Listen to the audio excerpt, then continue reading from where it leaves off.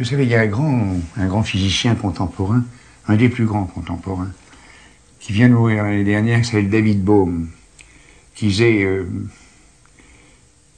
tout ce que l'homme peut connaître actuellement, c'est l'énergie et de la matière, et encore, il se méfie.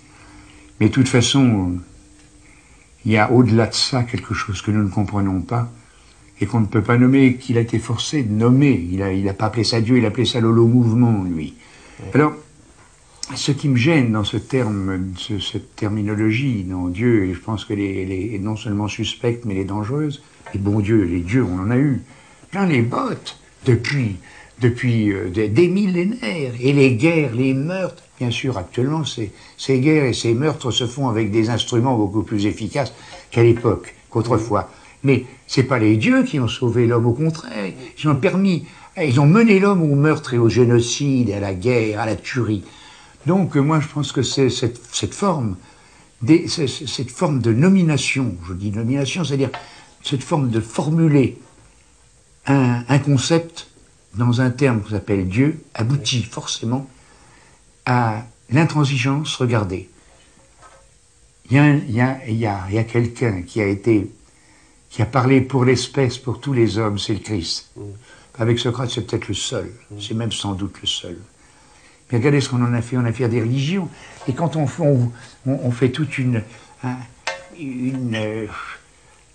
histoire de la conquête de l'Amérique par Colomb, comme cette année, et quand on voit ce que l'Église catholique a fait comme génocide des Indiens d'Amérique, on se dit que vraiment le malheureux Christ, qui était venu pour les hommes, il n'était pas venu, on n'a pas compris, et on a tué les Indiens au nom du Christ. Et au nom d'un Dieu aussi, on a tué les protestants. Et eux-mêmes, les protestants et calvinistes, ont tué, au nom de leur Dieu, dans le monde entier, des ethnies et des gens. Alors, ce Dieu, moi je ne pense pas que c'est à lui, à ce mot de Dieu, et au Dieu, que le 21e siècle doit recourir, c'est autre chose. On va entendre le dire. Dans Éloge de la fuite, vous parlez du Christ comme d'un ami. Oui. C'est votre Christ à vous tout seul. Je pense que je le dis d'ailleurs dans ce passage, on m'avait demandé une fois FOI. Et je dis que chacun a son Christ à lui. Moi, le mien c'est un ami. C'est-à-dire que il y a longtemps que j'ai trouvé que le pari de Pascal était une chose ordurière et que j'ai changé sa vie éternelle contre un certain comportement dans l'existence. C'était quelque chose du marchandage de petits boutiquiers de marchands. J'aime pas ça.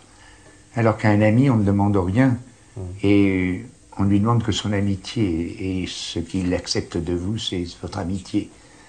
Et le Christ, en plus, a été, quand on pense qu'on lit ses évangiles à la messe et que toute la bourgeoisie bien pensante l'écoute avec recueillement, et quand on voit que les ouvriers de la dernière heure, l'ouvrier de la dernière heure est plus payé que celui qui a bossé toute la journée. Oh là! Quand il dit sur la croix, mon Dieu, pardonnez-leur parce qu'ils ne savent pas ce qu'ils font, c'est avant Freud, savoir que ces gens agissent de façon inconsciente. Quand sur le mont des Oliviers, ce que je trouve le plus étonnant d'ailleurs, il dit, mon père, si vous pouvez m'empêcher de boire cette coupe jusqu'à la lie, il n'est pas parachutiste, il ne sait pas ce que c'est que la virilité et l'honneur, hein, il a la trouille. Il est vraiment un homme. Et quand il dit au petit jeune homme Brice, qui lui demande, j'ai tout fait ce que tu avais dit de faire, donc qu'est-ce qu'il faut que je fasse encore? Abandonne tout et suis-moi. Petit jeune Roche, il ne peut pas abandonner tous ses biens. Et le Christ, en s'éloignant, disent les évangiles, l'aima. Parce que c'est sans doute le seul à comprendre qu'il était enfermé dans ses préjugés, ses automatismes culturels, et c'est sa notion de propriété. Alors, c'est un parfait anarchiste qui a été torturé beaucoup plus après que sur la croix. Parce qu'il a été trahi.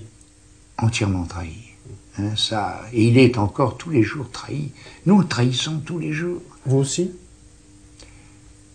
On est forcé, nous vivons dans une société où c'est comme Pierre au 3e chant du coq. Hein, nous sommes dans une société où si vous ne trahissez pas, On vous supplie, on vous crucifie. Diriez-vous que vous êtes chrétien sans Église? Mais qu'est-ce qu'on appelle l'Église? L'Église, c'est l'ensemble des gens, l'ensemble des hommes, même pas des catholiques ou des chrétiens. L'Église, c'est l'ensemble des hommes. C'est l'assemblée, c'est vrai. C'est une assemblée. Alors c'est ça, je fais partie d'une Église, l'ensemble de l'humanité, mais le gosse du diaphragme en train de crever, c'est mon Église. Hein? Pas plus que l'abbé Pierre, que j'aime beaucoup, qui est un homme, c'est un saint, ou Mère Teresa, moi je veux bien. Et c'est ça mon Église. Mon Église, c'est vous. C'est tous les gens, même qui me détestent, les gens qui me détestent, c'est mon Église.